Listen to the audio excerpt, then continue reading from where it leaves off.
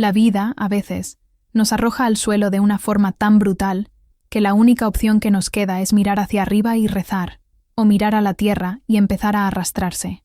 Yo elegí la segunda opción. Mi historia no es bonita, pero es verdadera, y tal vez, al escucharla, encuentres un trozo de tu propia fuerza escondida.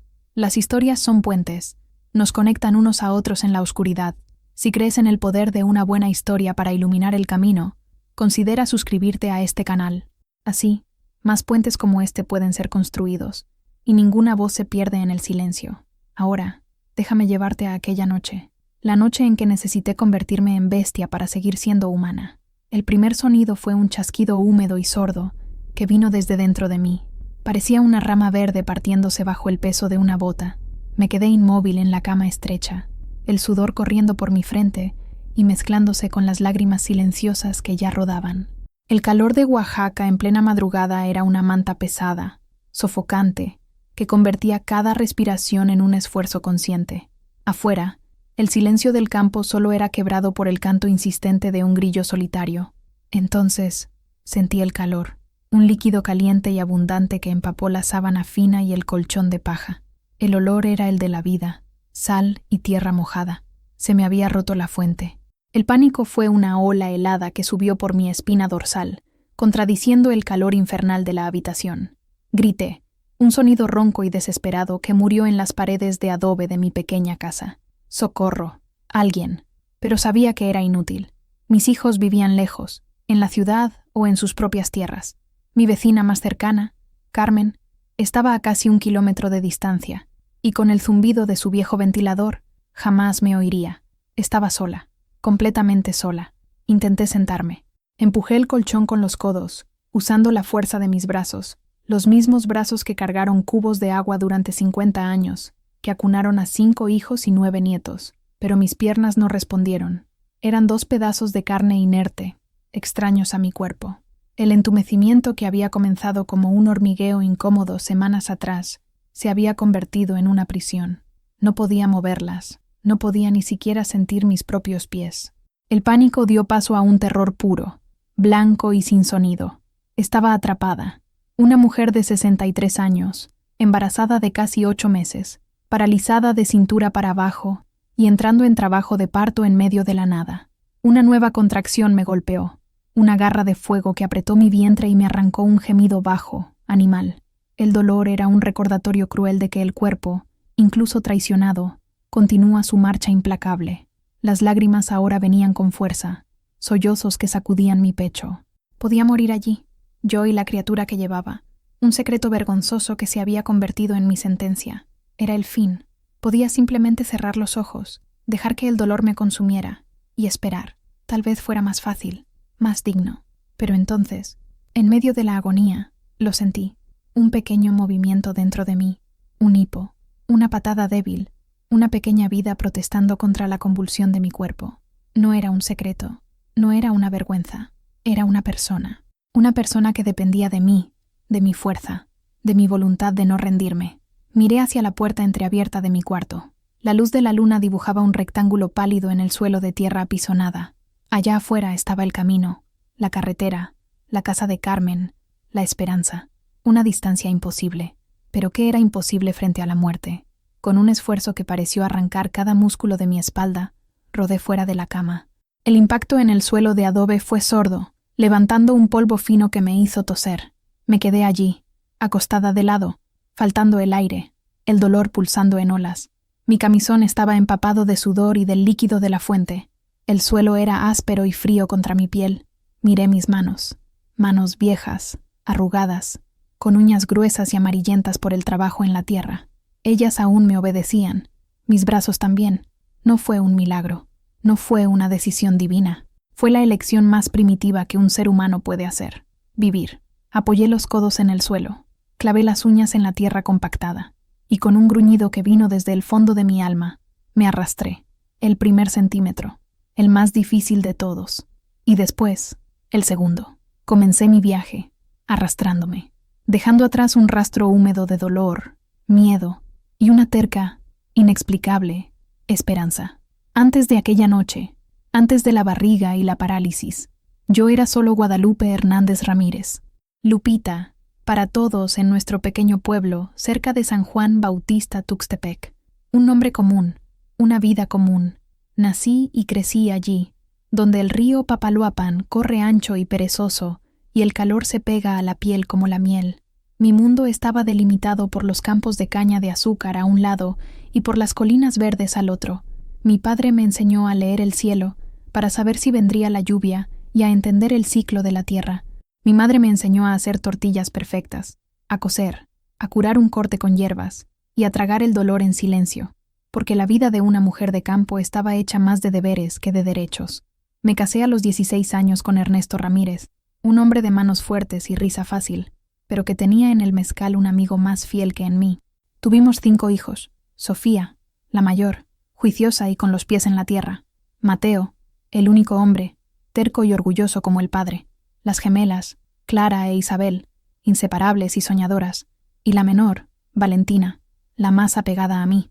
Los crié prácticamente sola, mientras Ernesto pasaba más tiempo en la cantina que en los campos. Él me dio hijos y un apellido, pero la fuerza para criar a esa familia vino de dentro de mí. Cuando Ernesto se fue, llevado por una cirrosis que los curanderos no pudieron revertir, sentí más alivio que tristeza. Es un pecado decir esto, lo sé, pero es la verdad. La viudez me trajo una paz que el matrimonio nunca me dio. Yo ya tenía casi 50 años. Mis hijos ya estaban creando sus propias familias. Sofía y Valentina se fueron a la ciudad de Oaxaca, en busca de mejores oportunidades. Mateo se hizo cargo de las tierras del padre. Las gemelas se casaron con 2 hermanos de un pueblo vecino. Yo me quedé en mi casa de adobe, la misma que Ernesto construyó con sus propias manos. Me convertí en la abuela, la matriarca silenciosa. Vivía de una pequeña pensión del gobierno, de la venta de quesos y de las gallinas que criaba en el patio. Mi vida entró en un ritmo lento y predecible. Me despertaba con el sol, cuidaba de mis animales, trabajaba en mi pequeña huerta, remendaba ropa y, por la tarde, me sentaba en el porche, observando el polvo que los pocos coches levantaban en el camino. La gente del pueblo me respetaba. Tenía un conocimiento de hierbas y partos que había aprendido de mi madre. Ayudé a traer al mundo a más de 20 niños de allí. Mis manos, que ahora se arrastraban por el suelo, ya habían sostenido la vida en su primer suspiro. Yo era una figura constante, como el viejo árbol de ceiba en la plaza del pueblo, fuerte, enraizada, inmutable. Pero el cuerpo envejece. La espalda comenzó a doler con más frecuencia. Las rodillas crujían a cada paso. La vista ya no era la misma. Sentía el tiempo acumulándose en mí como polvo en los muebles. Acepté eso como parte natural de la vida. La vejez era la cosecha de lo que se había sembrado, y yo había sembrado trabajo y resiliencia. Pensé que mis días terminarían así, en una sucesión de mañanas calurosas y noches silenciosas, hasta que Dios me llamara. No tenía idea de que la vida aún me guardaba una última y terrible semilla para plantar, una semilla que crecería en mi vientre viejo e infértil, desafiando la lógica, la naturaleza y la dignidad que tanto apreciaba. La calma de mis 62 años era solo el silencio antes de la tormenta más violenta de mi existencia. Todo comenzó de forma sutil, como una brisa que apenas mueve las hojas. Fue un cansancio diferente, que no se iba con una buena noche de sueño. Era un peso en los hombros, una lentitud en los miembros, como si estuviera caminando con el agua hasta las rodillas. Es la edad, Lupita, me decía a mí misma, mientras me detenía a respirar a mitad del camino hacia el gallinero. El cuerpo cobra la cuenta. Luego vinieron las náuseas matutinas, despertar con el estómago revuelto, con una aversión repentina al olor del café que había tomado religiosamente durante 50 años. Carmen, mi vecina, me vio un día escupiendo detrás de un arbusto. Fue el queso de ayer. Debe haberse agriado con este calor. Mentí, ajustando mi rebozo sobre los hombros. Ella me miró con sus ojos pequeños y curiosos, pero asintió. Este bochorno está echando todo a perder, comadre. Mi cintura comenzó a ensancharse. Las faldas que antes cerraban con holgura ahora me apretaban. Tuve que soltar los ganchos, disimulando con el delantal atado más arriba. Mis senos, que hacía mucho habían amamantado al último hijo y se habían vuelto blandos y caídos, se pusieron extrañamente sensibles e hinchados. Un toque accidental con la estufa me hizo saltar con un dolor agudo y desconocido. Me miraba en el pequeño espejo manchado de mi cuarto. Veía el mismo rostro de siempre, la piel morena curtida por el sol, las arrugas profundas alrededor de los ojos y de la boca, el cabello blanco recogido en un moño apretado, pero el cuerpo bajo el vestido raído estaba cambiando. Era una traición, una rebelión silenciosa que no lograba comprender. Comencé a tener antojos extraños, unas ganas locas de comer mango verde con sal y chile en plena madrugada. Revoloteaba en la despensa en busca de algo que ni siquiera sabía qué era. Comía arcilla del patio, un pedacito pequeño a escondidas, sintiendo la textura terrosa en la boca, una ansia que venía de las profundidades de mi ser. Era el mismo deseo que tuve cuando estaba embarazada de Mateo. Aparté el pensamiento con violencia. Era imposible, absurdo, una fantasía enfermiza de un cuerpo viejo y confundido. Yo era viuda desde hacía más de 10 años. No tenía hombre, no tenía relaciones, y aunque las tuviera, mi naturaleza de mujer ya se había secado hacía mucho tiempo. La menopausia me había llegado a los 48 años, un evento liberador que celebré en silencio. Fin de los dolores, fin de la sangre, fin de la preocupación, fin. Debe ser un tumor, pensé una noche de insomnio, el corazón latiendo descompasado en el pecho, un cáncer en el estómago o en los ovarios. El miedo era una presencia física en la habitación oscura, un tumor creciendo, consumiéndome por dentro. Eso tenía más sentido que la otra posibilidad. Un tumor era una enfermedad, una tragedia. La otra cosa era una aberración. Mis piernas comenzaron a hincharse. Al final del día, mis tobillos desaparecían y la piel se ponía tensa y brillante. Los sumergía en recipientes con agua fría y sal gruesa, sintiendo un alivio temporal. La gente lo notaba. Retención de líquidos, Lupita, decía una. Problema en los riñones, sentenciaba otra. Todos tenían una opinión, un remedio casero, un té de hierbas para ofrecerme. Yo agradecía, sonreía y continuaba escondiendo el torbellino de confusión y miedo que crecía dentro de mí, junto con mi barriga. Una vez cada 3 o 4 meses, una camioneta blanca del gobierno, cubierta de polvo del camino, llegaba a nuestro pueblo. Traía a una doctora joven, generalmente recién graduada, cumpliendo su servicio social en lugares donde Dios parecía haberse olvidado de poner un centro de salud. Nunca se quedaban por mucho tiempo. La soledad, la falta de recursos y el choque cultural las enviaban de regreso a la ciudad tan pronto como podían. Aquel año, la doctora era una muchacha llamada Elena, doctora Elena, como insistía en ser llamada. Tenía el pelo corto, usaba pantalones de mezclilla en lugar de faldas y miraba a todos a través de un par de gafas de montura gruesa que le daban un aire demasiado serio para su edad. No intentaba hablar como nosotros, ni fingía entender nuestras costumbres. Era directa, profesional y, para muchos, un poco fría. Montaba su consultorio improvisado en la pequeña sala de la agencia municipal, con una camilla plegable y un maletín de metal lleno de instrumentos que brillaban bajo la luz débil de la única bombilla. La gente iba por necesidad, pero con desconfianza. Preferían los tés de doña Elvira o las oraciones de don Manuel, pero cuando la fiebre no bajaba o el corte se infectaba, se tragaban el orgullo e iban a ver a la doctora de la ciudad. La evité en sus 2 primeras visitas. Mis males eran de vieja, pensaba. ¿Qué podría hacer ella? ¿Darme píldoras de colores con nombres que no sabía pronunciar? Yo me curaba con té de boldo para el estómago y compresas de árnica para los dolores. No necesitaba a una niña que apenas sabía lo que era una mazorca de maíz de verdad, pero mi condición empeoraba. La barriga ya era una protuberancia innegable bajo mi vestido. El cansancio era tanto que a veces me quedaba dormida sentada en la silla del porche. La hinchazón en las piernas subía hasta las rodillas. Carmen, con su preocupación entrometida, fue quien me acorraló. «Lupita, tienes que ir a ver a la doctora. Esto no es normal», dijo, su voz más suave de lo habitual. «Te estás consumiendo, comadre. Y esa barriga no es gordura. Yo sé lo que es una barriga de gordura». Negué con la cabeza, incapaz de mirarla a los ojos. «Son gases, Carmen. Mi intestino anda mal». Ella puso su mano en mi hombro. «Por favor, por nuestra amistad. Si no es nada, nos reímos juntas después. Pero, ¿y si es algo grave? Un tumor, como andan diciendo por ahí». La palabra tumor me golpeó como una piedra. Era mi miedo secreto, ahora verbalizado. Tal vez tenía razón. Era mejor saber la verdad, por más terrible que fuera. Una enfermedad podría enfrentarla. La incertidumbre me estaba matando poco a poco. Al día siguiente, cuando la camioneta blanca levantó polvo a la entrada del pueblo, respiré hondo y me uní a la pequeña fila de madres con hijos febriles y viejos con toses crónicas. Esperé mi turno con el corazón en la boca, las manos sudando, sintiendo las miradas curiosas de mis vecinos. Yo, Lupita, que siempre fui la que cuidaba, ahora era la que necesitaba cuidados. La vulnerabilidad era un abrigo pesado e incómodo. Cuando llamaron mi nombre, entré en la sala. La doctora Elena estaba sentada detrás de una mesita, anotando algo en una tabla. Levantó la vista y me indicó la silla. El olor a alcohol y medicina era fuerte.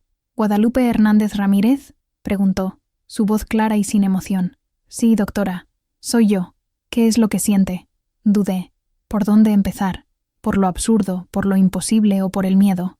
Respiré hondo y decidí empezar por la mentira más plausible. «Creo que tengo un tumor, doctora. En la barriga». La doctora Elena me escuchó sin interrumpir. Sus ojos, detrás de las lentes, eran atentos y analíticos. Anotó cada síntoma que describí: el cansancio, las náuseas, la barriga creciente, la hinchazón. Omití los antojos extraños y la sensibilidad en los senos. Parecían detalles demasiado íntimos y vergonzosos. Cuando terminé, se quedó en silencio por un momento, golpeando ligeramente la pluma contra la tabla. «Necesito examinarla, señora Guadalupe. Por favor, acuéstese en la camilla y levántese el vestido». La petición me incomodó. Hacía años que nadie, aparte de mí misma, veía mi cuerpo. Sentí que mis mejillas se calentaban, pero había llegado hasta allí. No podía retroceder ahora. Con manos temblorosas, me acosté en la camilla fría y subí la tela del vestido hasta la altura del pecho, dejando mi barriga expuesta. El silencio en la sala se volvió denso. Elena se acercó. Sus manos eran sorprendentemente cálidas cuando tocaron mi piel. Palpó mi abdomen con firmeza, pero con delicadeza. Sus dedos se movían con un propósito, mapeando el volumen, sintiendo la textura. Contuve la respiración, esperando que dijera: «Sí, es un tumor, es duro como una piedra». Pero no dijo nada. En su lugar, tomó el estetoscopio que colgaba de su cuello, calentó la punta de metal con las manos y lo presionó contra mi barriga. Cerró los ojos, concentrada. El único sonido era el de mi respiración jadeante y el zumbido de una mosca cerca de la ventana. El tiempo se arrastró. 1 minuto. 2. Su expresión era indescifrable. Finalmente, retiró el estetoscopio y lo dejó caer sobre su pecho. Me miró, y por primera vez vi algo más allá del profesionalismo en sus ojos. Era una mezcla de asombro, incredulidad y compasión. «Señora Guadalupe», comenzó, su voz un poco inestable, «lo que usted tiene no es un tumor». Sentí una ola de alivio. «¿No? Gracias a Dios. Entonces, ¿qué es? ¿Es líquido? ¿Gases?». Ella negó con la cabeza lentamente, con los ojos fijos en los míos.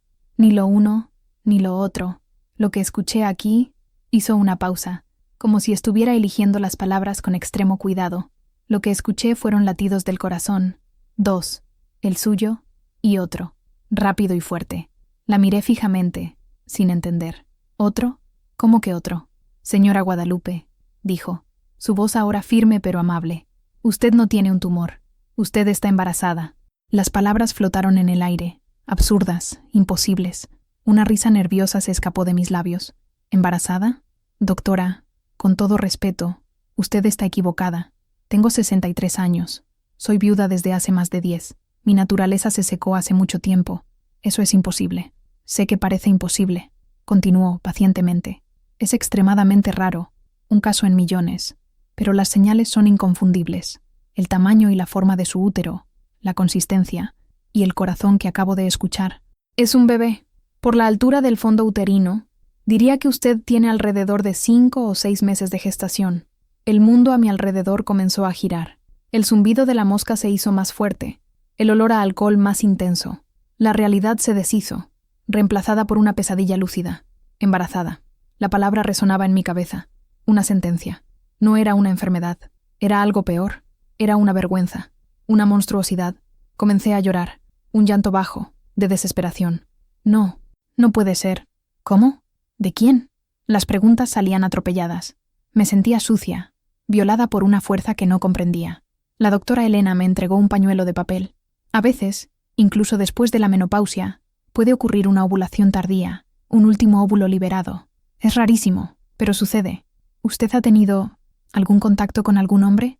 La pregunta era clínica, pero para mí fue una puñalada. «No, claro que no. Soy una mujer decente, una viuda respetable». Mi voz se elevó, llena de indignación y pánico. «Le creo», dijo Elena con calma. «Eso lo hace todo aún más inexplicable. Pero el hecho está aquí», señaló mi barriga. «Usted necesita cuidados. Es un embarazo de altísimo riesgo. Su edad, su presión arterial que medí ahora y está alta.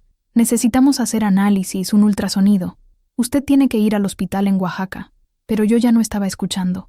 Estaba atrapada en la palabra, embarazada, una abuela embarazada, el chiste del pueblo, la vergüenza de mi familia, la imagen de los rostros de mis hijos, de Mateo, de Sofía, surgió en mi mente.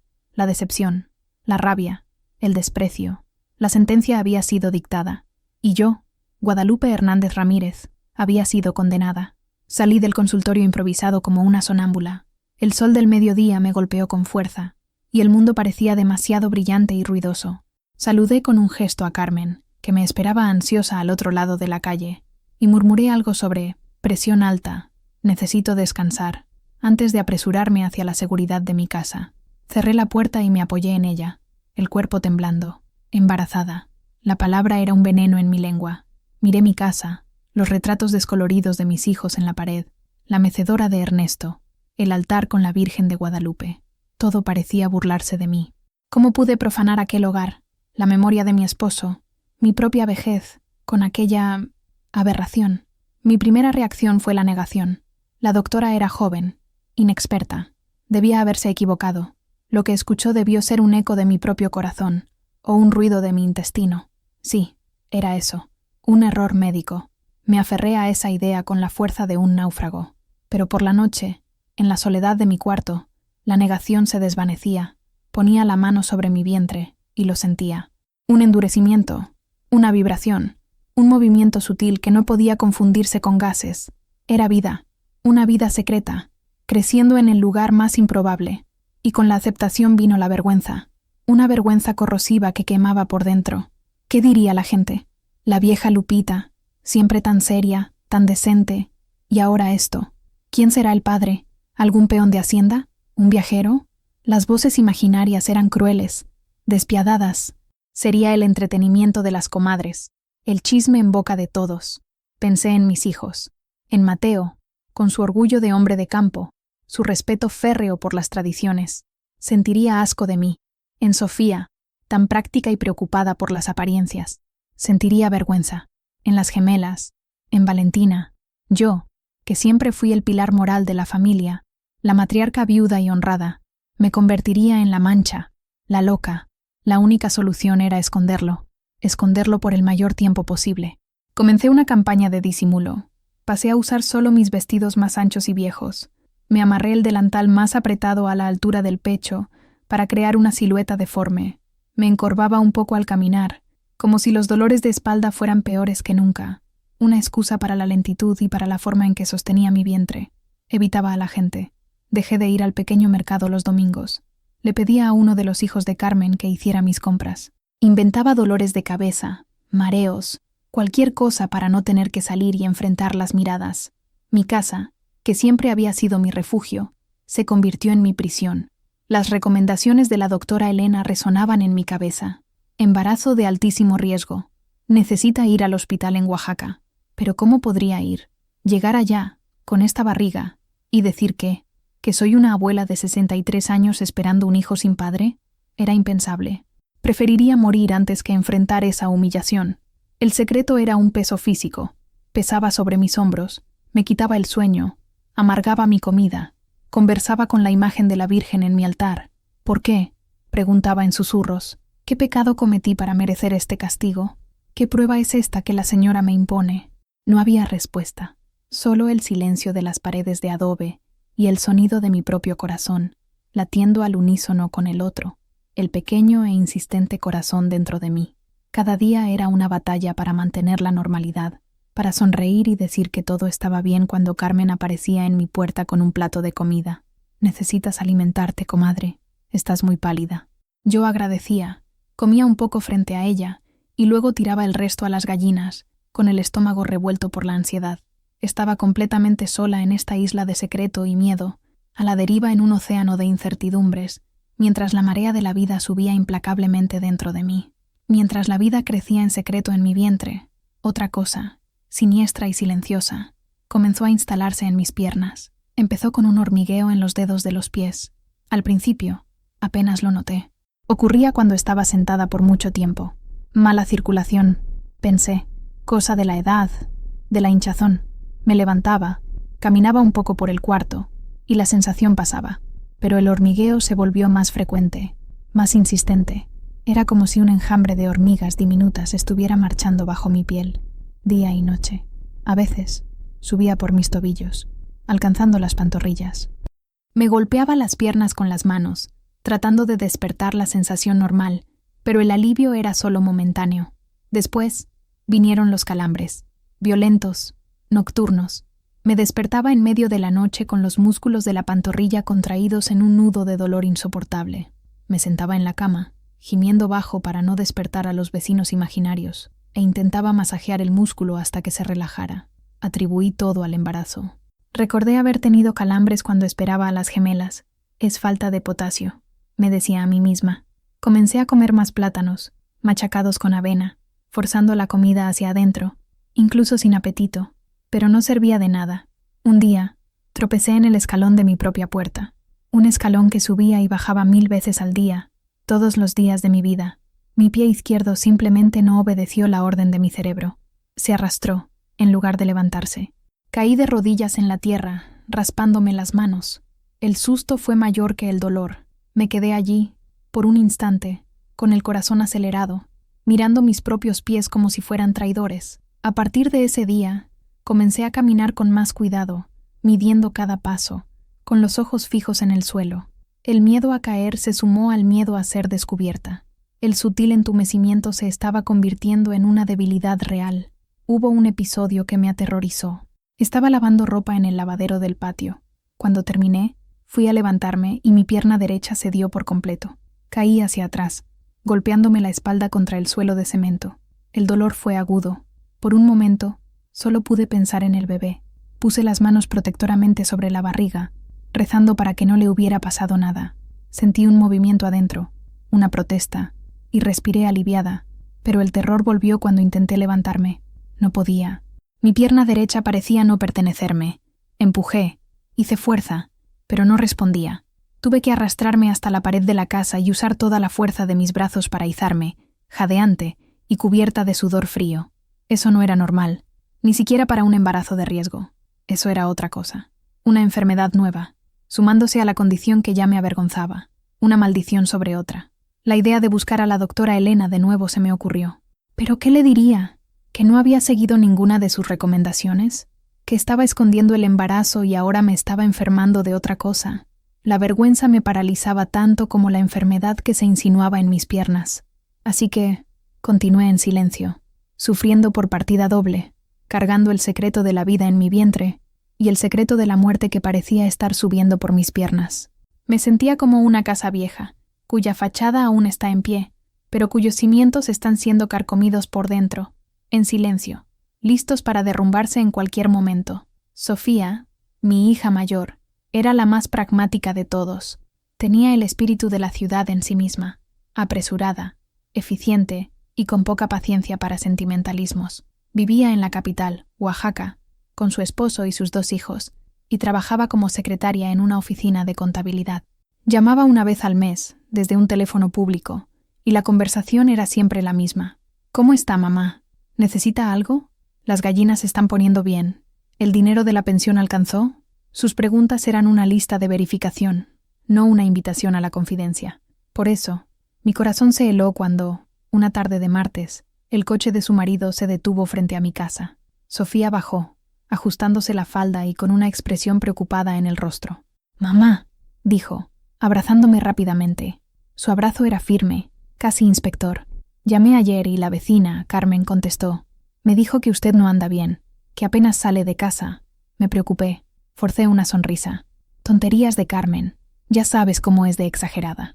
Es solo la presión alta de nuevo, y este calor que no da tregua». La llevé adentro. Le ofrecí un vaso de agua fresca y me senté, cuidadosamente, en mi mecedora, acomodando el vestido ancho sobre la barriga. Pero los ojos de Sofía no perdían nada. Recorrieron mi cuerpo, notando la palidez, la hinchazón en los tobillos, la forma en que me movía con rigidez. «Usted parece más que con presión alta», dijo, cruzando los brazos. «Está más delgada de cara, pero más llena de cuerpo». «¿Qué dijo el médico?» «¿Qué médico, hija? Tú sabes que el médico aquí solo aparece de vez en cuando». La mentira salió fácil, pero el sabor era amargo. «Pues debería buscar uno. Tome el autobús y vaya a Tuxtepec. O mejor, venga a pasar un tiempo conmigo en Oaxaca. Allá le hacemos un chequeo completo. Usted no puede descuidarse así». La idea de ir a Oaxaca, a su casa, con sus espacios pequeños y su rutina ajetreada, me llenó de pánico. ¿Cómo escondería mi condición allí? ¿En un apartamento donde apenas se puede respirar sin que el otro lo sepa? No seas tonta, Sofía. ¿Dejar mi casa? ¿Mis gallinas? ¿Quién cuidaría de todo? Estoy bien. Es solo la vejez, que llega sin pedir permiso. Ella suspiró, un sonido de impaciencia contenida. «Mamá, usted siempre ha sido fuerte como una roca. Verla así, tan frágil, y esa barriga suya está extraña». Se acercó, y antes de que pudiera reaccionar, tocó mi vientre. «Está dura. Esto no es grasa. ¿Tiene algún mioma, algún quiste?» Retrocedí instintivamente, el corazón latiendo con fuerza. «No es nada. Deja eso, niña. Es hinchazón, gases. ¿Desde cuándo entiendes de medicina?» Mi reacción fue más agresiva de lo que pretendía. Sofía me miró, dolida y sorprendida. «Solo estoy preocupada, mamá». «Pues no te preocupes. Sé cuidarme. Crié a 5 hijos sola, ¿no? No necesito que vengas ahora a decirme qué hacer». El ambiente se volvió tenso. Conversamos sobre banalidades, sobre los nietos, sobre su trabajo, pero la preocupación y la sospecha flotaban en el aire entre nosotras. Veía en sus ojos la lucha entre el respeto por mi autoridad y el deseo de intervenir. Ella notaba que algo estaba muy mal, pero no podía nombrarlo. Y yo, por mi parte, construí una muralla de terquedad a mi alrededor, desesperada por proteger mi vergonzoso secreto. Cuando se fue, al atardecer, me abrazó de nuevo. «Cuídese, por favor. Y si necesita cualquier cosa, llámeme. No sea orgullosa». Me quedé en la puerta, viendo el coche desaparecer en el polvo del camino. Sentí una punzada de soledad y arrepentimiento. Tal vez debería haberle contado. Tal vez ella, con su forma práctica, podría haberme ayudado. Pero el miedo a la vergüenza fue más fuerte. Aquella noche, por primera vez, el entumecimiento en mis piernas subió hasta las rodillas, y entendí que la muralla que estaba construyendo para protegerme del mundo también me estaba aislando de la única ayuda que podría recibir. La rutina diaria se había convertido en un campo minado. Cada tarea, antes ejecutada en piloto automático, ahora exigía concentración y planificación. Cargar un cubo de agua del pozo a la casa era la más peligrosa de todas. El peso desequilibraba mi cuerpo ya inestable, y el camino de tierra irregular estaba lleno de trampas para mis pies insensibles. Aquella mañana, el sol era particularmente fuerte. Ya me sentía exhausta antes incluso de empezar el día. Necesitaba agua para cocinar los frijoles y para dar a los animales. Fui al pozo. Llené el cubo hasta la mitad. Ya no me atrevía a llenarlo por completo. Y comencé el lento y cuidadoso viaje de regreso. Estaba a solo unos pasos de la puerta de la cocina. Faltaba tan poco. Pero mi pie derecho, una vez más, me traicionó. No se arrastró, como la otra vez. Simplemente no se movió. Se quedó pegado al suelo, mientras el resto de mi cuerpo continuaba el movimiento hacia adelante. El desequilibrio fue instantáneo y violento. Intenté soltar el cubo para usar las manos y amortiguar la caída, pero mis reflejos estaban lentos. Caí hacia adelante, con un golpe sordo, el agua fría esparciéndose a mi alrededor y empapando mi vestido y el suelo de tierra. El cubo de metal rodó con un ruido estrepitoso. El dolor en mi rodilla izquierda fue agudo, pero lo que me dominó fue la humillación y el miedo. Me quedé allí, boca abajo en el lodo, con el rostro presionado contra la tierra mojada, las manos sobre la barriga, en un gesto instintivo de protección. «Lupita, comadre, ¿estás bien?» La voz de Carmen me hizo helar. No la había visto. Debía estar viniendo a visitarme, como hacía casi todas las mañanas. Intenté girarme, decir que todo estaba bien, que solo había sido un resbalón, pero la imagen debía ser deplorable. Una vieja caída en el lodo, empapada, con una barriga prominente que el vestido mojado ahora delineaba sin piedad. Corrió hacia mí, el rostro una máscara de preocupación. «Dios mío, no te muevas. ¿Te has hecho daño?» Me ayudó a sentarme. El vestido mojado, pegado a mi cuerpo, ya no dejaba espacio para dudas o disfraces. El volumen de mi vientre era obvio, innegable. Carmen miró de mi barriga a mi rostro, y sus ojos se abrieron de par en par. La comprensión, el shock y la incredulidad pasaron por sus facciones en una rápida sucesión. Abrió la boca para decir algo, pero la cerró. Por un largo momento, nos quedamos allí, en silencio. Yo, sentada en el lodo, temblando de frío y vergüenza. Ella, de pie a mi lado, procesando lo imposible. «Ayúdame a levantarme, por favor», pedí, con la voz baja y ronca. Carmen pareció despertar de un trance. «Claro, claro, comadre». Con su ayuda, logré ponerme de pie, apoyándome en su hombro. Mi rodilla dolía, pero mi orgullo dolía mucho más. Me llevó adentro, me ayudó a sentarme en la silla y fue a buscar una toalla para secarme. Sus movimientos eran automáticos, pero su silencio era ensordecedor. Evitó mirar mi barriga. Sus ojos se enfocaban en mi rostro, en el suelo, en cualquier lugar, menos allí. El secreto, que había guardado con tanto esfuerzo, se había roto como la presa de un embalse. El agua estaba por todas partes, y no tenía cómo contenerla. Sabía que, a partir de ese momento, todo cambiaría. La caída no había roto ningún hueso, pero había roto mi escudo. Ya no estaba sola con mi secreto. Y eso, de alguna manera, era aún más aterrador.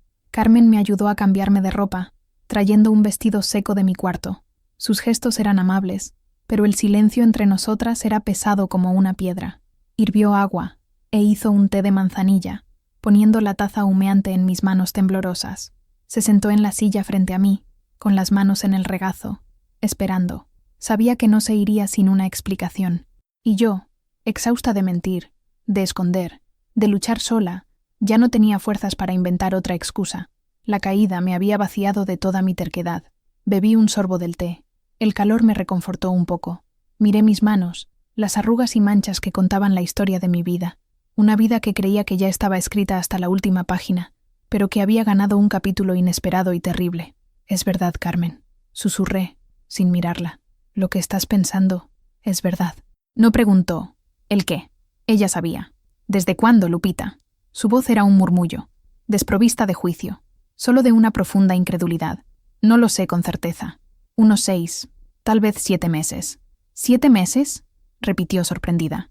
¿Y te guardaste esto para ti todo este tiempo? ¿Sola? Finalmente, levanté los ojos y encontré los suyos. Vi la confusión, la pena, la amistad luchando contra el asombro. Y entonces, las compuertas se abrieron. Las lágrimas que había contenido durante meses comenzaron a rodar, silenciosas al principio, luego, en sollozos que sacudían todo mi cuerpo. Lloré por mi soledad, por mi miedo, por mi vergüenza. Lloré por la traición de mi propio cuerpo y por la crueldad del destino. Lloré como una niña perdida, no como la mujer fuerte que todos pensaban que era. Carmen se levantó, vino hacia mí y me abrazó. Sus brazos eran delgados, pero su abrazo era firme. Me dejó llorar en su hombro, acariciando mi cabello, murmurando palabras de consuelo. «Calma, comadre, calma, saca todo para afuera». Cuando los sollozos disminuyeron, le conté todo: la visita de la doctora Elena, el diagnóstico increíble, el miedo a la reacción de mis hijos, del pueblo, el creciente entumecimiento en mis piernas. Le conté sobre la soledad, sobre el peso de despertar y dormir con aquel secreto que me asfixiaba. Me escuchó atentamente, sin decir una palabra. Cuando terminé, se alejó un poco y sostuvo mis manos. «Pero, ¿cómo, Lupita? Perdóname la pregunta, pero eres viuda». «No lo sé, Carmen. Te juro por el alma de mi madre que no lo sé. No hubo ningún hombre. Ninguno. Es un castigo de Dios. O no sé. La doctora dijo que es raro, pero ¿qué pasa?» Ella meneó la cabeza, tratando de absorber la información. «Un milagro, entonces», susurró, más para sí misma que para mí. «No es un milagro, Carmen. Es una vergüenza», respondí, con voz amarga. «¿Qué van a pensar de mí? Una vieja, abuela, con una barriga de este tamaño. Se van a reír de mí, me van a señalar en la calle. Que piensen lo que quieran», dijo, con una firmeza que me sorprendió. «¿Quiénes son ellos para juzgar? Tu vida siempre ha sido un libro abierto, Lupita. Todos aquí conocen tu honor. Quien se atreva a hablar mal de ti, se las verá conmigo».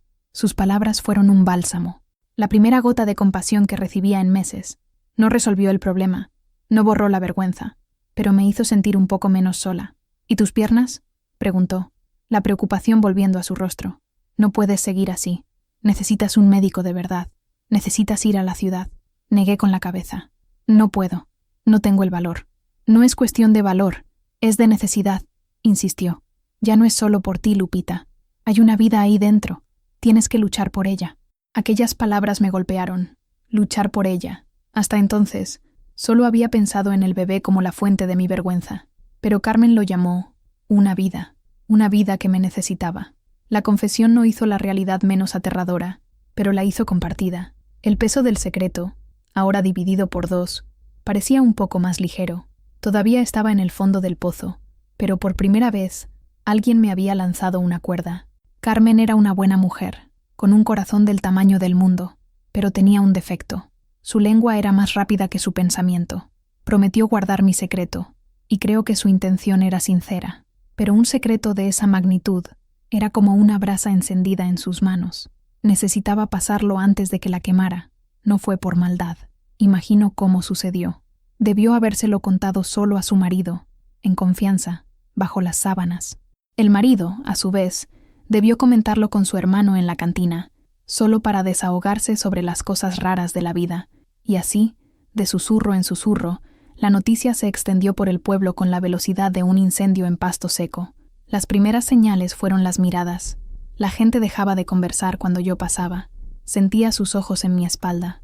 Los niños, con su crueldad inocente, a veces señalaban mi barriga y cuchicheaban. Las mujeres en el mercado me miraban por encima del hombro, con una mezcla de lástima y curiosidad morbosa. Me había convertido en un espectáculo. La vieja embarazada. Nadie me confrontó directamente. El respeto que me habían tenido durante toda la vida todavía creaba una barrera, pero la barrera se estaba volviendo más delgada cada día. El chisme era un viento que soplaba por las rendijas, helándome hasta los huesos. Las versiones de la historia eran las más variadas y fantasiosas. Algunos decían que tenía un amante secreto, un hacendado rico de la región. Otros, que había enloquecido en mi soledad y que la barriga era solo hinchazón, un embarazo psicológico. Los más supersticiosos susurraban que era obra del diablo, un castigo por algún pecado oculto. Mi casa dejó de ser una prisión para convertirse en una trinchera. Solo salía por extrema necesidad, al amanecer o al atardecer, cuando había menos gente en la calle. Cada salida era una prueba. Caminaba con la cabeza gacha, el rebozo cubriendo parte de mi rostro, ignorando los murmullos, fingiendo no ver las miradas. Hubo pequeños gestos de bondad, que brillaban como luciérnagas en la oscuridad. Doña Elvira, la dueña de la tienda, comenzó a dejar una cesta con víveres en mi puerta una vez por semana, para que no tuviera que ir hasta allá. Javier, un hombre callado que vivía en la última casa del camino, empezó a dejar un cántaro de leche fresca de sus cabras en mi porche cada 2 días, sin decir nunca una palabra. Y Carmen, sintiéndose culpable por su indiscreción, venía todos los días, trayéndome comida, limpiando la casa, haciéndome compañía, incluso cuando yo solo quería estar sola con mi amargura. No le hagas caso a esa gente, Lupita, decía, mientras barría el suelo con una energía furiosa. Es pura envidia, porque tu vida es más interesante que la de ellos. Pero sí le hacía caso. Cada mirada, cada susurro, era un pequeño cuchillo que me hería. Habían reescrito mi historia. Ya no era la Lupita partera, la consejera, la viuda honrada. Era un fenómeno, una aberración, un cuento con moraleja. El aislamiento, que antes había sido una elección para esconder el secreto, ahora era una imposición de la comunidad. Estaba rodeada de gente, pero nunca me sentí tan sola. La vergüenza era un manto pesado que me asfixiaba, y el viento del chisme soplaba cada vez más fuerte, amenazando con derribarme por completo. La noticia, como era de esperar, viajó rápido. Alguien del pueblo fue a Tuxtepec a la feria, se encontró a un primo de Mateo y le contó la novedad increíble sobre su madre. No tardó ni 2 días en que la vieja camioneta de Mateo, ruidosa y echando humo, frenara bruscamente frente a mi casa, levantando una nube de polvo. Mi hijo bajó del vehículo golpeando la puerta con fuerza. Su rostro, normalmente bronceado y sereno como el de un hombre de campo, estaba rojo de rabia. Marchó hasta la puerta, ignorando mi buenos días, y entró en casa como un huracán. ¿Es verdad?, preguntó, la voz grave y temblorosa de furia. No necesitó decir el qué. Sus ojos estaban fijos en mi barriga, que a esas alturas ya era imposible de esconder. Me quedé en silencio, el corazón martilleando contra mis costillas. Lo amaba, mi único hijo varón, pero siempre le tuve miedo a su temperamento, tan parecido al del padre. Respóndame, mamá, ¿es verdad lo que andan diciendo por ahí? Que usted está... No podía terminar la frase, como si la propia palabra fuera sucia. Siéntate, Mateo. Vamos a conversar, pedí, con la voz débil. No quiero sentarme, quiero una respuesta, gritó, y yo me encogí. ¿Cómo pudo hacernos esto? ¿A mí? ¿A la memoria de mi padre? ¿No tiene vergüenza? A esta edad, cada palabra era un golpe. Esto era como se refería a mi estado. No un embarazo, no un bebé, una cosa vergonzosa. No es lo que estás pensando, mi hijo, intenté explicar. No hay ningún hombre. No sé cómo pasó esto. Soltó una risa amarga, sin humor. ¿No sabe? ¿Cree que soy idiota? ¿Que somos idiotas? Los niños no caen del cielo, mamá. ¿Quién fue el desgraciado? Dígame quién fue, que yo voy a arreglar esto como un hombre. No hay nadie, Mateo, te lo juro. Mi voz se quebró. La doctora dijo que es algo raro. ¿Doctora? ¿Qué doctora? Usted está loca, inventando historias para cubrir su vergüenza, escupió la palabra. ¿Sabe lo que están diciendo de mí en la ciudad? Que mi madre es la vieja sin juicio, que la viuda Ramírez anda acostándose con los peones. Usted destruyó nuestro honor. Caminaba de un lado a otro en la pequeña sala, con las manos en la cabeza, como un animal enjaulado. El dolor y la rabia lo cegaban.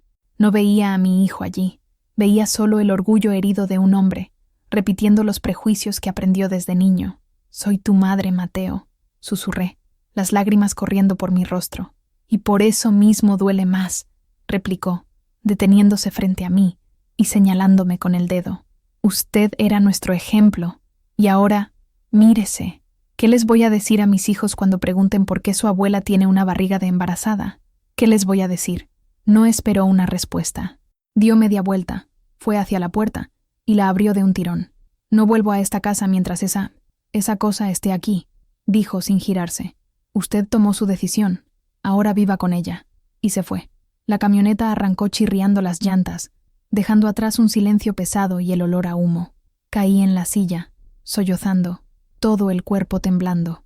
Su reacción fue todo lo que temía, y aún peor. El desprecio de la comunidad dolía, pero el rechazo de mi propio hijo. Aquello rompió algo dentro de mí. En ese momento, deseé, con todas mis fuerzas, estar muerta. La visita de Mateo fue el detonante, el estrés, el dolor emocional, el llanto convulsivo. Algo en mi cuerpo se rompió. A la mañana siguiente, desperté y ya no podía sentir mis piernas. El entumecimiento, antes intermitente, se había convertido en una ausencia completa de sensación. Intenté moverlas, pero eran como dos troncos de madera unidos a mi cadera. El pánico me asfixió. Estaba paralizada. Carmen me encontró horas después, cuando vino a traerme el almuerzo, y le extrañó el silencio. Entró llamándome, y me halló en la cama, con los ojos desorbitados de terror, incapaz de moverme. «Dios mío, Lupita, ¿qué pasó?», gritó, corriendo a mi lado. No siento mis piernas, Carmen», tartamudeé. «No puedo moverlas». Carmen, a pesar del pánico en sus ojos, actuó rápido. Corrió a la agencia municipal y usó el teléfono de emergencias para llamar al hospital en Tuxtepec. Desde allí, consiguieron el contacto de la unidad de salud móvil y dejaron un recado urgente para la doctora Elena. La espera fue una tortura, horas acostada en la cama, mirando el techo de paja, sintiéndome completamente impotente. Mi cuerpo se había convertido en mi prisión definitiva. Dependía de Carmen para todo, para traerme agua, para ayudarme a ir al baño improvisado en un cubo al lado de la cama, para girarme de lado y evitar llagas. La humillación era total. La doctora Elena llegó al final de la tarde, la camioneta blanca pareciendo un ángel de la guarda en medio del polvo. Su expresión era grave cuando entró en el cuarto y me vio. No dijo, «Se lo advertí». Sus ojos solo mostraban una preocupación profesional e intensa. Me examinó minuciosamente, probando mis reflejos con un martillito, pinchando la planta de mis pies con una aguja. No sentía nada, absolutamente nada. Midió mi presión, que estaba peligrosamente alta. Escuchó el corazón del bebé, que para mi asombro y terror, continuaba fuerte e irregular, indiferente al colapso del cuerpo que lo albergaba. «Es una neuropatía periférica aguda», dijo finalmente, mirándome a mí y a Carmen. «Probablemente una condición autoinmune, como el síndrome de Guillain-Barré. A veces, un embarazo puede ser el detonante, especialmente en una situación de estrés extremo y con su edad. Su cuerpo está atacando sus propios nervios. Las palabras eran complicadas, pero el significado era claro. Mi cuerpo estaba en guerra consigo mismo. ¿Tiene cura?, preguntó Carmen, con voz temblorosa. Puede tenerla. El tratamiento debe hacerse en el hospital, con inmunoglobulina, fisioterapia, pero su situación es extremadamente compleja, explicó Elena mirándome. Señora Guadalupe, ya no tenemos opción. Usted necesita ser ingresada de inmediato en el hospital en Oaxaca. Su vida y la vida del bebé están en grave peligro. La preeclampsia por la presión, sumada a la parálisis. No podemos tratar esto aquí. Esta vez no protesté. Ya no había orgullo, ya no había terquedad, solo había miedo. Un miedo profundo y abrumador. Asentí, incapaz de hablar. La logística era complicada. No había ambulancias en el pueblo. La doctora Elena dijo que volvería al día siguiente con un transporte adecuado. Carmen prometió quedarse conmigo durante la noche. Cuando la doctora se fue, el cuarto quedó en silencio de nuevo. La realidad de mi situación me golpeó con toda su fuerza. Estaba embarazada, vieja, odiada por mi hijo, comidilla de mi comunidad, y ahora, paralizada, prisionera en mi propia carne. Miré mi barriga, el contorno visible bajo la sábana fina, la causa de todo aquello. Y sin embargo, la única razón por la que la doctora Elena estaba luchando tanto por salvarme. Qué amarga ironía. Yo, que maldije esa vida dentro de mí, ahora dependía de su existencia para tener una oportunidad de sobrevivir. Carmen, fiel a su palabra, no se apartó de mi lado, pero sabía que no podía manejar aquello sola. Usando el teléfono de la agencia de nuevo, hizo una llamada a Oaxaca, a Sofía. Imagino la conversación, la voz apresurada y afligida de Carmen explicando la situación por el teléfono malo, con la llamada llena de estática. Embarazada, paralizada, peligro de muerte. Las palabras debieron sonar como un delirio. Pero Sofía creyó, o al menos, el pánico en la voz de Carmen fue lo suficientemente convincente. Al día siguiente, horas antes de que la doctora Elena regresara, el coche del marido de Sofía se detuvo de nuevo frente a mi casa. Esta vez, no bajó con la expresión de preocupación controlada. Salió corriendo del coche, el rostro pálido de shock, y entró en casa sin siquiera tocar la puerta. Cuando me vio acostada en la cama, inmóvil, y miró mi barriga prominente, que ninguna ropa ancha podía ya esconder, su rostro se contrajo. No era rabia, como la de Mateo. Era una mezcla compleja de dolor, incredulidad y un profundo, abrumador sentimiento de culpa. «Mamá», susurró, acercándose a la cama. Sus ojos se llenaron de lágrimas. ¿Por qué no me lo dijo? Estuve aquí, toqué su barriga, y no me di cuenta. Tuve vergüenza, mi hija. Respondí, con la voz débil. ¿Vergüenza de qué? ¿De necesitar ayuda? Soy su hija, dijo, la voz subiendo, mezclando angustia y frustración. Se giró hacia Carmen. ¿Y Mateo? ¿Él sabe? Carmen bajó los ojos. Estuvo aquí ayer. No fue bueno. Sofía cerró los ojos con fuerza, como si sintiera un dolor físico. Ese idiota orgulloso. Respiró hondo, y cuando abrió los ojos de nuevo, la mujer práctica y eficiente estaba de vuelta, pero ahora movida por una furia protectora. De acuerdo. ¿La doctora Elena viene a buscarla hoy?, le preguntó a Carmen. Sí, dijo que traería un transporte. Perfecto. Voy con ustedes a Oaxaca. Le prepararé una maleta. Comenzó a moverse por la casa, tomando mis pocas ropas, un cepillo de dientes, el rosario que estaba en la cabecera de la cama. Sus movimientos eran rápidos y precisos, una forma de canalizar el torbellino de emociones que la consumía. La doctora Elena llegó en una camioneta adaptada, con espacio para una camilla en la parte de atrás. Con la ayuda del conductor y de Sofía, me movieron de la cama a la camilla. El proceso fue humillante y doloroso para mi alma, ser manejada como un objeto inerte. Sofía no se apartó de mi lado durante todo el trayecto. Sostuvo mi mano, limpió el sudor de mi frente y me protegió de los baches del camino de tierra. No hizo más preguntas sobre el embarazo. No había tiempo para eso. Solo existía la urgencia de mantenerme viva.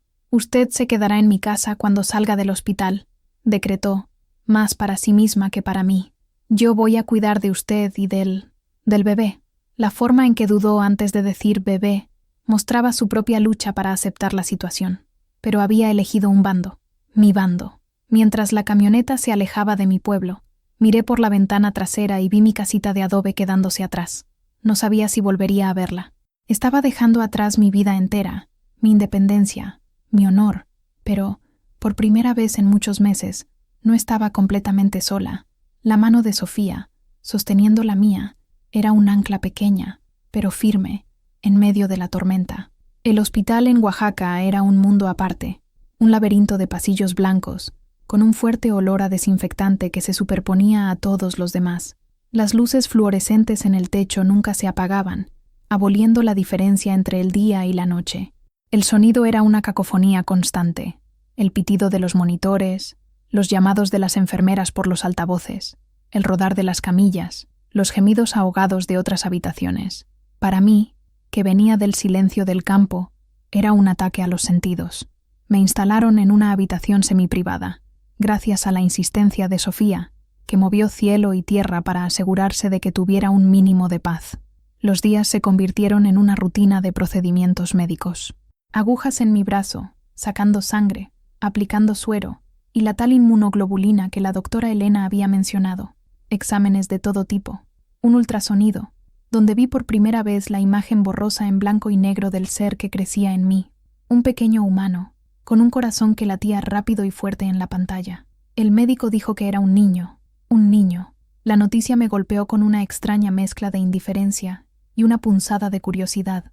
Sofía era mi sombra. Consiguió un permiso en el trabajo y pasaba los días a mi lado, conversando con los médicos, asegurándose de que estuviera cómoda, ayudándome con la comida del hospital, que no sabía a nada. Por la noche, se iba a casa a cuidar de sus hijos y su marido, pero volvía a la mañana siguiente, con los ojos cansados, pero la determinación intacta. Nunca me presionó para hablar sobre el cómo del embarazo. Creo que entendió que la explicación que yo tenía, la de que no había explicación, era la única que podía ofrecer. Aceptó lo inexplicable y se centró en lo práctico, mantenernos vivos a mí y al bebé. La parálisis no retrocedió.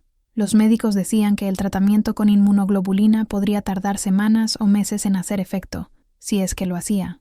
Por ahora, seguía siendo una prisionera en la cama. Las enfermeras venían a bañarme, a girarme, a cuidar de mi higiene. Con cada toque, cada procedimiento, perdía un poco más de mi dignidad. Yo, que siempre fui tan autosuficiente, ahora dependía de extraños para las necesidades más básicas. Los días se arrastraban en una monotonía angustiante. Miraba por la ventana de la habitación, viendo un trozo de cielo azul y las ramas de un árbol. Extrañaba el olor a tierra mojada, el cacareo de mis gallinas, el calor del sol en mi piel. El bebé se movía con frecuencia. Patadas, giros, hipos. Eran los únicos recordatorios de que mi cuerpo no era solo una cáscara enferma y paralizada. Había vida allí, una vida vigorosa y terca. Comencé a hablar con él, en silencio, en mi cabeza, no con amor. Todavía no, pero con una especie de complicidad resignada. Estamos juntos en esto, pequeño, pensaba, cuando sentía una patada más fuerte. Tu cuerpo está funcionando perfectamente, mientras el mío se desmorona. La larga espera en el blanco era una prueba de paciencia y resistencia. Ya no tenía control sobre nada. Mi única tarea era existir, respirar, dejar que los medicamentos hicieran su trabajo y esperar. Esperar el nacimiento, esperar una mejora, esperar el fin de aquella pesadilla. Cada día era una pequeña victoria contra la muerte, pero una victoria que me vaciaba un poco más de la mujer que solía ser. Al final del 8º mes de gestación, una tormenta tropical proveniente del Pacífico golpeó el estado de Oaxaca.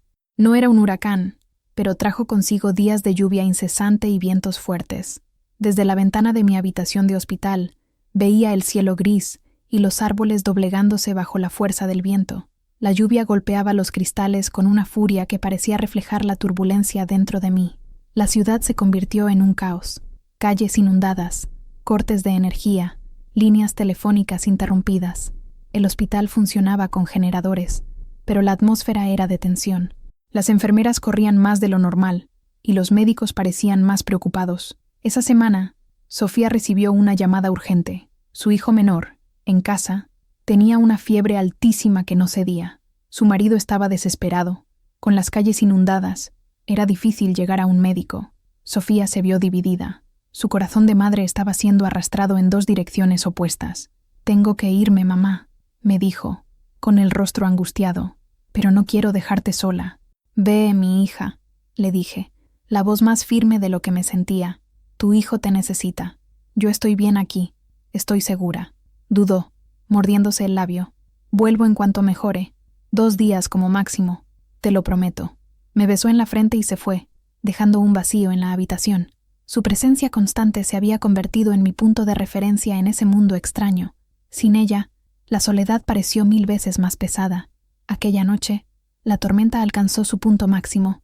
Los truenos retumbaban, y los relámpagos iluminaban la habitación en destellos aterradores. La energía del hospital parpadeó varias veces, y el pitido de los monitores a mi lado parecía más ansioso. No podía dormir. Pasé la noche en vela, escuchando la furia de la naturaleza afuera, y por primera vez sentí un miedo diferente. No era el miedo a la vergüenza o al juicio. Era un miedo primitivo, visceral, una sensación de que algo estaba a punto de suceder. Comencé a sentir un dolor en la espalda, un dolor bajo, sordo y persistente. Al principio, pensé que era por estar acostada en la misma posición durante tanto tiempo, pero el dolor venía en olas, con una regularidad sutil. Tenía un recuerdo antiguo de ese dolor, el dolor que precede al parto. Es demasiado pronto, le dije a la oscuridad. Todavía falta un mes. Intenté calmarme. Debían ser las contracciones de Braxton Hicks, las contracciones de entrenamiento. Los médicos me habían explicado sobre ellas, pero estas parecían diferentes, más insistentes, más reales. Apreté el botón de llamada de la enfermera. Una joven, con el rostro cansado, apareció en la puerta. «Me duele la espalda», le dije. Verificó mi monitor. Anotó algo en su tabla. Su presión está un poco alta, pero los monitores no están registrando contracciones significativas. Intente descansar, señora Guadalupe. Es solo su cuerpo preparándose. Me dio un analgésico y se fue. Pero el dolor no pasó. Al contrario, parecía profundizarse, extenderse hacia el frente, hacia el bajo vientre. La tormenta afuera comenzó a amainar alrededor de las 3 de la mañana. La lluvia se convirtió en una llovizna fina, y los truenos se alejaron. Un silencio pesado y húmedo se instaló, y fue en ese silencio cuando lo sentí, un chasquido húmedo y sordo que vino desde dentro de mí, el mismo sonido que escucharía de nuevo, de forma mucho más desesperada, algún tiempo después. Una pequeña pérdida de líquido caliente en la sábana de la cama. La fuente no se había roto por completo, pero había una fisura. El trabajo de parto estaba comenzando, demasiado pronto, y Sofía no estaba allí. Un presagio sombrío se apoderó de mí. Aquella noche, con la furia de la tormenta, era solo el comienzo. Los médicos actuaron rápido. Me llevaron a una sala de observación, con más monitores y equipos. Hicieron exámenes y confirmaron. La fuente tenía una fisura alta y el trabajo de parto prematuro había comenzado. Su objetivo era detenerlo a toda costa. Recibí inyecciones para madurar los pulmones del bebé, en caso de que naciera, y medicamentos por vía intravenosa para intentar inhibir las contracciones. Y, por un tiempo, pareció funcionar. En los 2 días siguientes, los dolores disminuyeron, volviéndose esporádicos y débiles. La pequeña pérdida de líquido se detuvo. Los médicos se relajaron un poco. «Logramos detenerlo», dijo uno de los obstetras, con una sonrisa aliviada. «Cada día que permanece ahí dentro es una victoria». Me enviaron de vuelta a mi habitación normal. Sofía llamó, con la voz ronca de cansancio. Su hijo estaba mejor. La fiebre había cedido, pero quería esperar un día más para estar segura. Le conté sobre el susto, minimizando la gravedad. «Fue solo una falsa alarma». Mentí. Los médicos lo controlaron todo. «No tienes que apresurarte». No quería que volviera por pánico, movida por la culpa, pero la calma era falsa. Una tregua frágil en una guerra que mi cuerpo ya había decidido librar. Por fuera, todo parecía haber vuelto a la normalidad, pero por dentro, sentía que algo había cambiado. El bebé estaba más quieto. Los movimientos, antes vigorosos, ahora eran débiles y esporádicos, y una nueva sensación de presión se instalaba en mi bajo vientre, constante e incómoda. Los médicos me dieron el alta del hospital unos días después. Su lógica era que el estrés del ambiente hospitalario podría estar contribuyendo a mi presión alta y al riesgo de parto prematuro. Vaya a casa de su hija. Reposo absoluto, cama y baño, nada más. Si siente cualquier cosa, regrese de inmediato. Sofía vino a buscarme, el alivio estampado en su rostro por verme bien. Fuimos a su apartamento. Era un lugar pequeño, pero limpio y ordenado. Me instaló en el cuarto de huéspedes, rodeándome de almohadas, trayéndome las comidas a la cama, cuidándome con una dedicación feroz. Pero no me sentía bien. El reposo absoluto en su casa era, de alguna manera, más aterrador que estar en el hospital. Allá, la ayuda estaba a un botón de distancia. Aquí, dependía de Sofía, que también tenía que cuidar de 2 hijos pequeños, y de la casa. Aquella noche, la primera noche en su apartamento, no pude dormir. La sensación de presión había aumentado. Sentía como si el bebé estuviera empujando hacia abajo, con una fuerza constante. No había contracciones dolorosas, solo esa presión implacable. Intenté decírselo a Sofía. «Siento algo extraño», le dije, cuando vino a verme antes de dormir. «Es normal, mamá. El bebé está grande. Se está encajando», respondió, con la confianza de quien ya ha pasado por 2 embarazos. «Intente no pensar en eso. Descanse». Ella quería creer que lo peor ya había pasado. Y yo, viendo el cansancio en sus ojos, no tuve el valor de insistir, de parecer una vieja hipocondríaca y asustada. Decidí esperar hasta la mañana siguiente. Fue la peor decisión de mi vida. Alrededor de las 2 de la mañana, me desperté con unas ganas súbitas de orinar. Con mucho esfuerzo, usando la fuerza de los brazos y un andador que me habían conseguido, me arrastré de la cama al baño.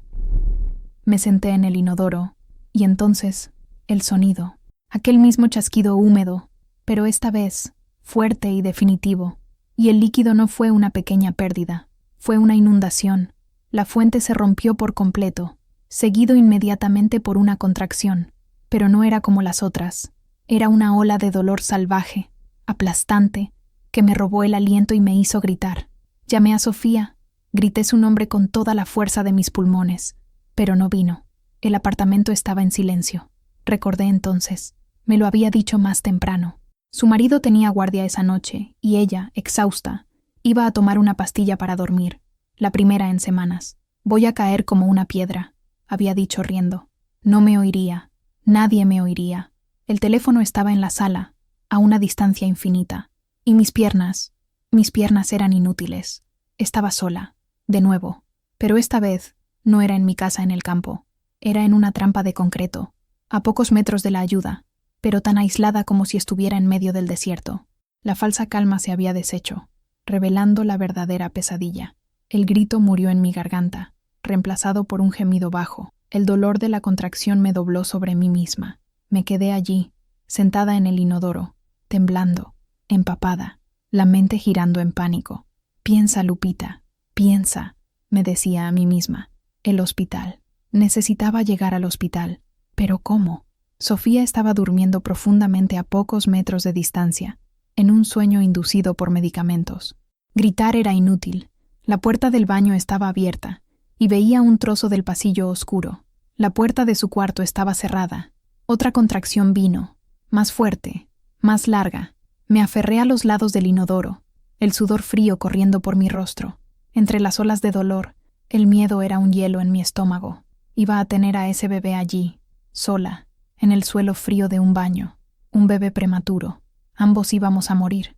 No. La palabra surgió en mi mente, feroz y terca. No. No luché durante meses. No enfrenté la vergüenza, la parálisis, el rechazo, para morir en el suelo de un baño. Y esa criatura, esa vida inocente que había maldecido, no merecía morir por la debilidad de mi cuerpo. Miré el suelo de baldosas frías, la puerta del baño, el pasillo. El teléfono estaba en la sala. Si lograba llegar a él, la decisión fue la misma que tomé meses antes, en mi imaginación, en mi casa de adobe, la elección más primitiva, vivir. Con un esfuerzo hercúleo, usando el lavabo como apoyo, me deslicé del inodoro al suelo. El impacto de mis rodillas en la baldosa fue doloroso, pero apenas lo sentí. Todo mi cuerpo era una sinfonía de dolor.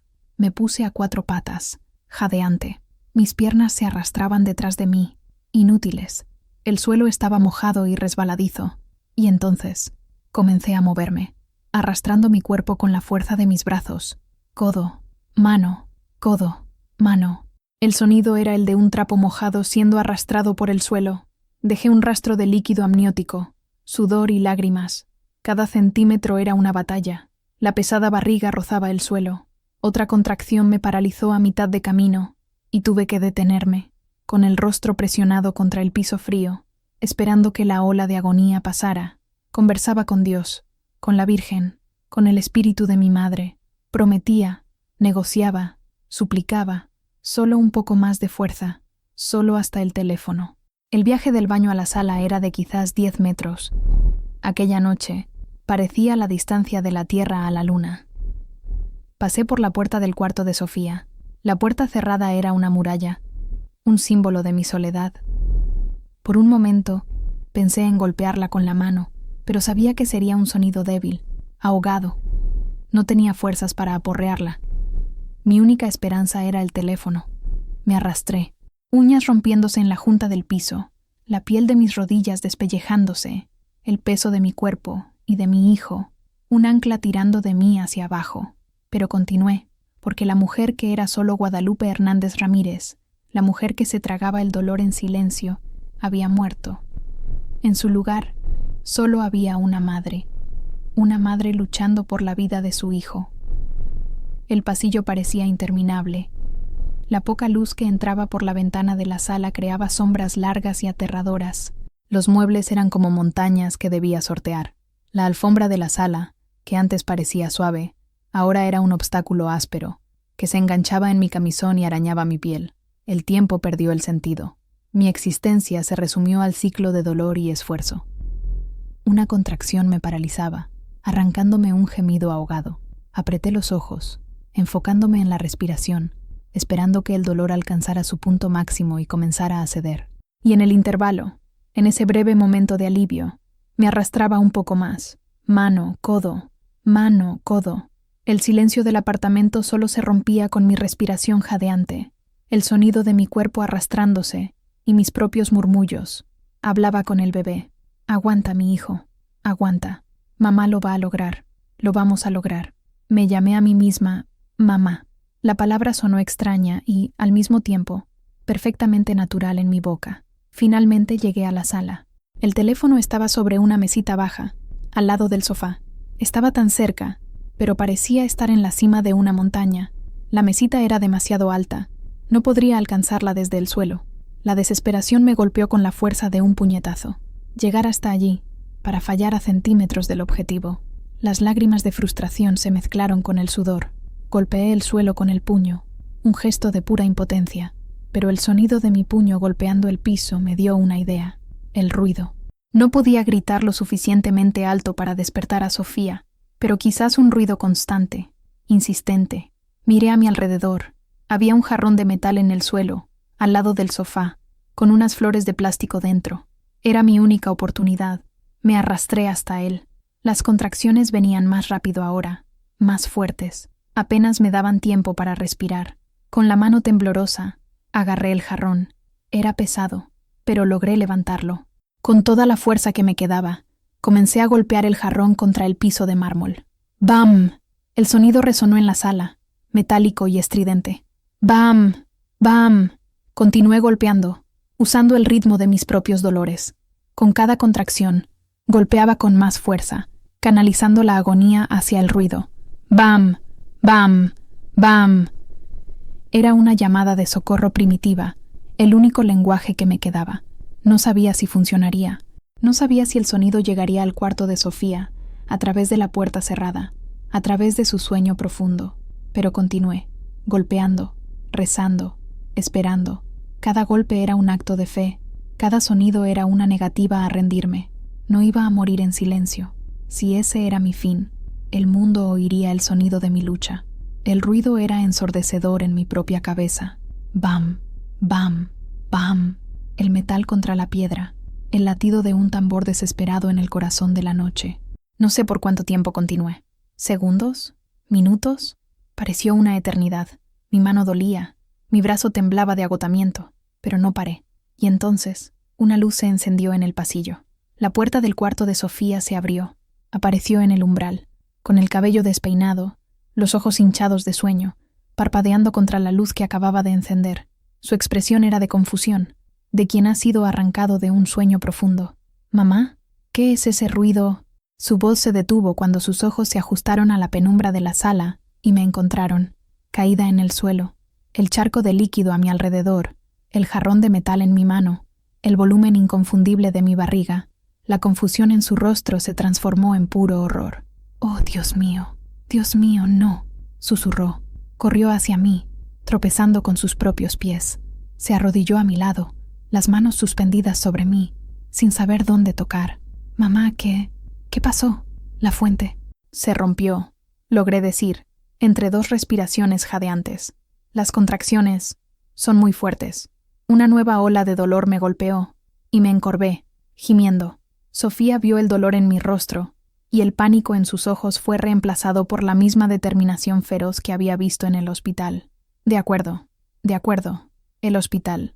Necesitamos una ambulancia». Se levantó, corrió hacia el teléfono en la mesita que para mí era una montaña inalcanzable, y marcó el número de emergencias. Su voz era temblorosa, pero clara, mientras daba nuestra dirección y explicaba la situación.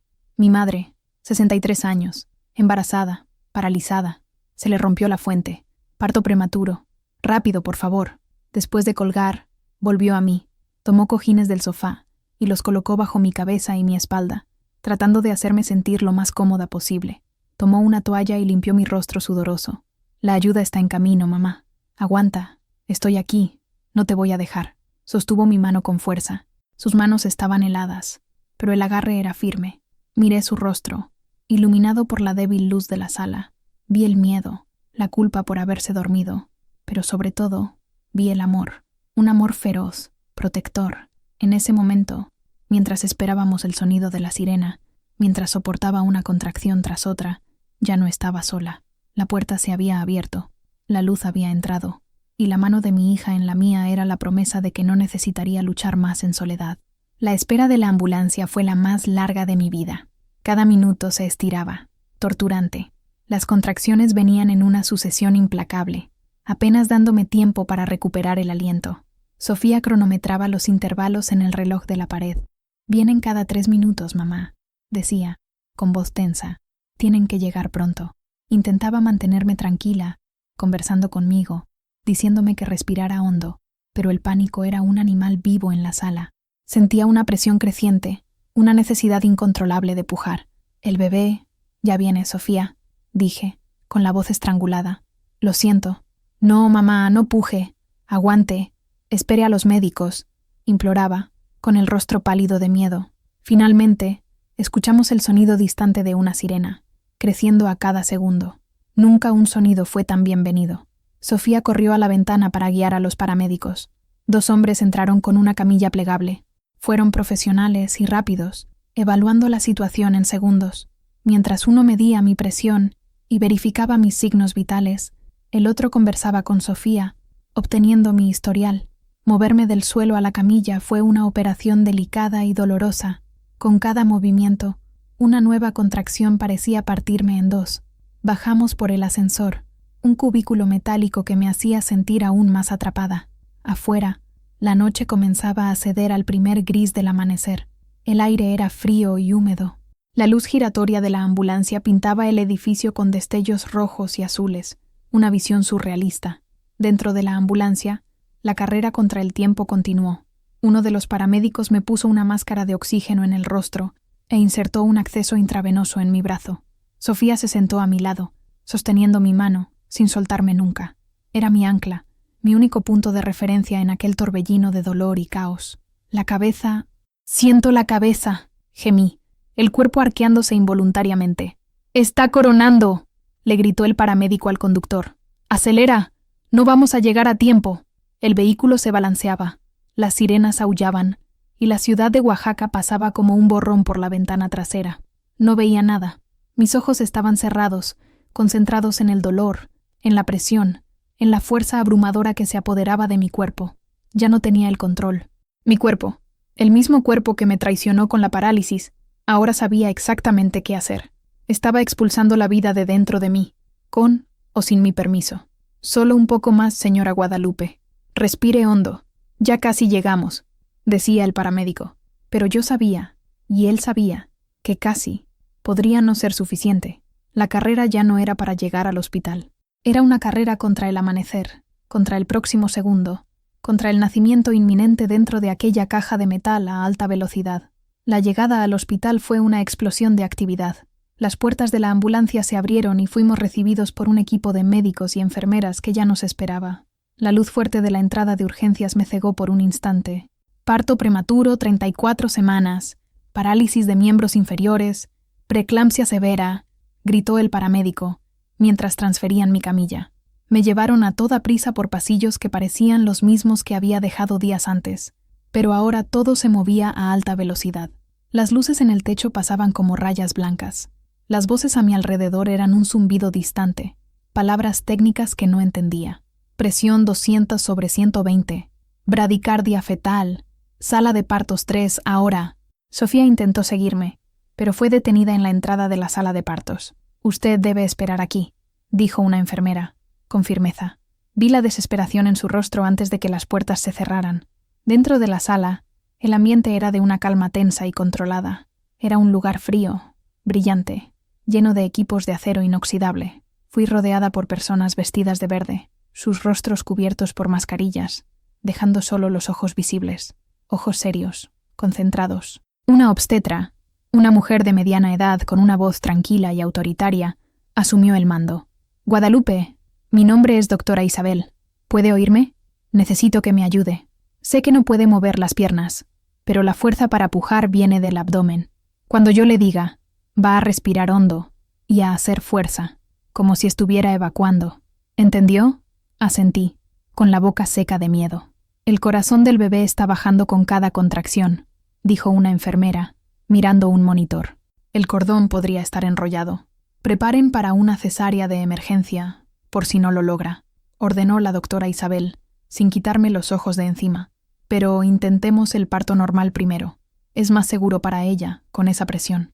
Una contracción me tomó, la más fuerte de todas.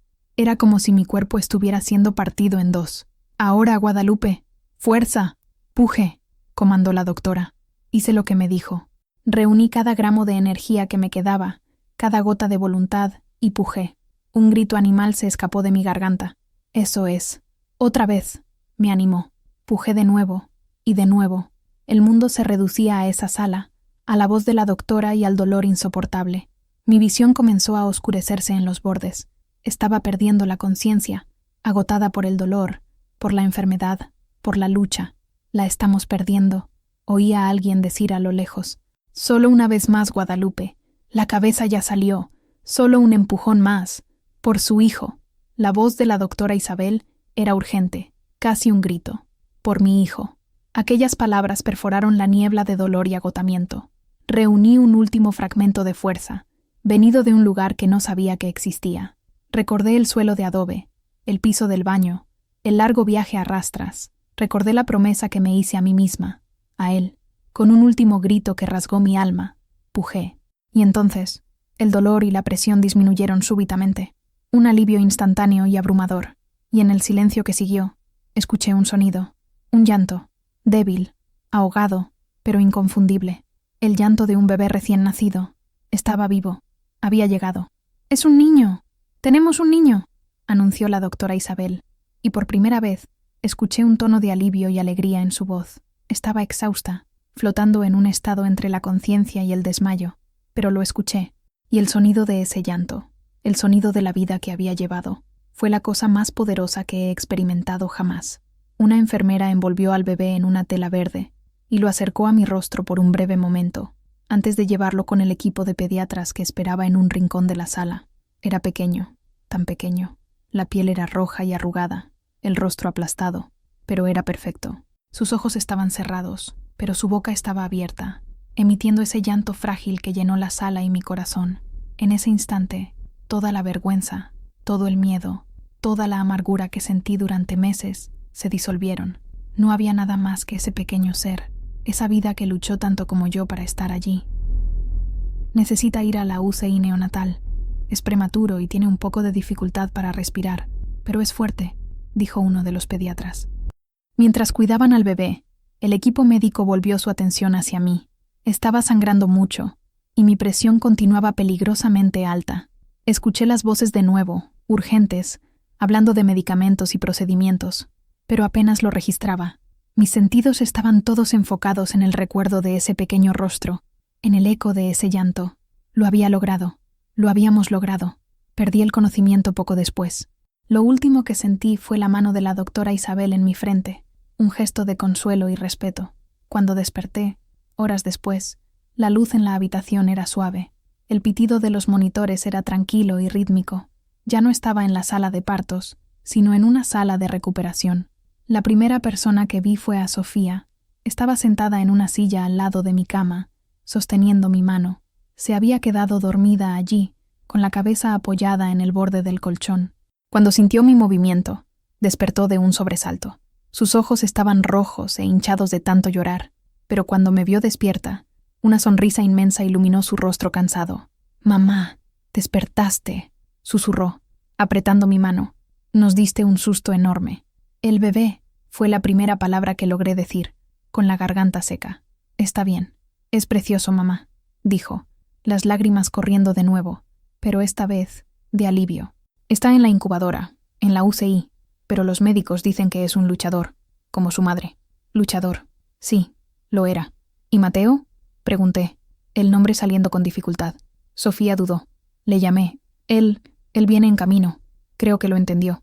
Creo que el susto le hizo entender. Cerré los ojos, absorbiendo todo. El alivio era una ola cálida que recorría mi cuerpo cansado. Estaba viva. Mi hijo estaba vivo.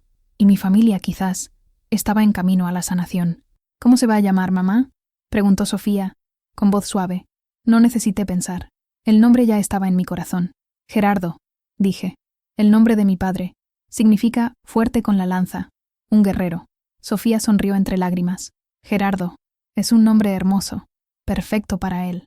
En esa habitación de hospital, con la mano de mi hija en la mía, sentí una paz que no había sentido en mucho, mucho tiempo. La batalla había sido ganada. El viaje de dolor había terminado en el sonido más bello del mundo, el sonido de la vida. Los días siguientes fueron de una recuperación lenta y dolorosa. Mi cuerpo estaba exhausto, pero mi espíritu, por primera vez en casi un año, estaba en paz. Sofía continuó a mi lado, una guardiana incansable. Me traía noticias de Gerardo cada pocas horas. Ha ganado peso hoy. Ya está respirando sin ayuda. Abrió los ojos. Son oscuros, como los suyos. Mateo llegó al segundo día. Entró en la habitación en silencio, con el sombrero en las manos, los ojos en el suelo. Parecía más pequeño, menos imponente. La rabia había sido reemplazada por una profunda vergüenza. Se detuvo a los pies de mi cama y no dijo nada durante un largo tiempo. «Te perdono, mi hijo», dije, rompiendo el silencio. Levantó los ojos y estaban llenos de lágrimas. «¿Cómo puede?», preguntó con la voz entrecortada. «Fui un monstruo. La abandoné. Tenías miedo y vergüenza». «Yo también los tenía», respondí. «Pero el miedo pasó. Ahora solo queda la familia». Se acercó, tomó mi otra mano y la besó, los sollozos sacudiendo sus anchos hombros. «Vi al niño, mamá, a través del cristal. Es tan pequeño. Lo siento mucho. Lo siento por todo». Fue el comienzo de nuestra reconciliación. La llegada de Gerardo, aquel pequeño milagro, estaba curando heridas que ni siquiera sabía que eran tan profundas. Al quinto día, finalmente me permitieron ver a mi hijo. Me llevaron en una silla de ruedas a la UCI neonatal. El lugar era silencioso, lleno de incubadoras que parecían pequeñas naves espaciales, cada una albergando una vida frágil. Una enfermera me llevó hasta la incubadora de Gerardo, y allí estaba él, durmiendo serenamente, sin los tubos que lo ayudaban a respirar, los minúsculos dedos crispados, el pecho subiendo y bajando a un ritmo tranquilo. La enfermera abrió una pequeña portezuela en el lateral de la incubadora. «Puede tocarlo», dijo sonriendo. Con la mano temblorosa, extendí los dedos y toqué su piel. Era la piel más suave que había sentido jamás, caliente y viva. En ese momento, un amor abrumador, un amor que había mantenido reprimido por miedo y vergüenza, inundó mi ser. Era mi hijo, mi niño, mi bendición disfrazada de maldición. Los médicos y enfermeras me llamaban un milagro. Una mujer de su edad, con su condición, sobrevivir a esto, y el bebé también, es un milagro, decían. Pero yo sabía la verdad. Mirando a Gerardo, recordando el viaje, el suelo de adobe, el piso frío, las contracciones, sabía que no había sido un milagro. Los milagros son divinos, pasivos. Lo que me pasó fue humano, fue una elección, fue resistencia. La resistencia de un cuerpo viejo que se negó a dejar de crear vida. La resistencia de una mujer que se arrastró cuando no podía caminar. La resistencia de una madre que luchó contra la muerte para dar a luz. No fui salvada por una fuerza externa. Me salvé a mí misma, con la ayuda de quienes me amaban, y eso era mucho más poderoso que cualquier milagro. Recibimos el alta del hospital el mismo día. Gerardo, fuerte y sano, acurrucado en mis brazos. Y yo, en mi nueva realidad, la silla de ruedas. La parálisis en mis piernas era, por ahora, permanente. Los médicos dijeron que con mucha fisioterapia, tal vez algún día, podría recuperar algo de movimiento, pero no me importaba. Estaba viva. Mi hijo estaba vivo. Y tenía un nuevo viaje por delante. Regresamos a mi pueblo unos meses después. Sofía y Mateo insistieron en que me quedara en la ciudad, pero sentí la necesidad de volver a casa, a mi tierra, a mi vida. Mateo, como un acto de penitencia y amor, construyó rampas de acceso en mi casa y adaptó el baño para mi silla de ruedas. Sofía contrató a una muchacha del pueblo para que me ayudara durante el día. La recepción en el pueblo fue diferente. Los susurros de chisme fueron reemplazados por susurros de asombro. El desprecio dio paso a un respeto temeroso. La historia de mi lucha, de mi viaje a rastras hasta el hospital, se había extendido, creciendo cada vez que era contada. Ya no era la vieja loca, era Lupita la milagrosa. Corregía a todos los que usaban esa palabra. No fue un milagro, fue terquedad, decía, con una sonrisa. Mi vida encontró un nuevo ritmo. Los días se llenaban con los cuidados de Gerardo. Darle el biberón, cambiarle los pañales, cantarle canciones de cuna en mi mecedora, que ahora estaba al alcance de mi mano. Mis brazos, que me salvaron aquella noche, ahora eran los brazos que acunaban a mi hijo. Mis hijos y nietos venían a visitarme con frecuencia. Mi casa, antes una prisión de soledad, se convirtió en el centro de la familia. Gerardo era la alegría de todos, pasando de regazo en regazo, un pequeño rey en su dominio. A veces, por la noche, cuando la casa está en silencio y observo a Gerardo dormir en su cuna al lado de mi cama, pienso en aquel viaje, pienso en la mujer que se arrastró por el suelo, movida por una fuerza que no sabía que poseía. No me avergüenzo de esa mujer. Estoy orgullosa de ella. Hoy, cuando me ven en mi silla de ruedas, con mi hijo pequeño en el regazo, la gente todavía mira, pero las miradas ya no son de juicio, son de admiración. Soy la abuela madre, una paradoja viviente.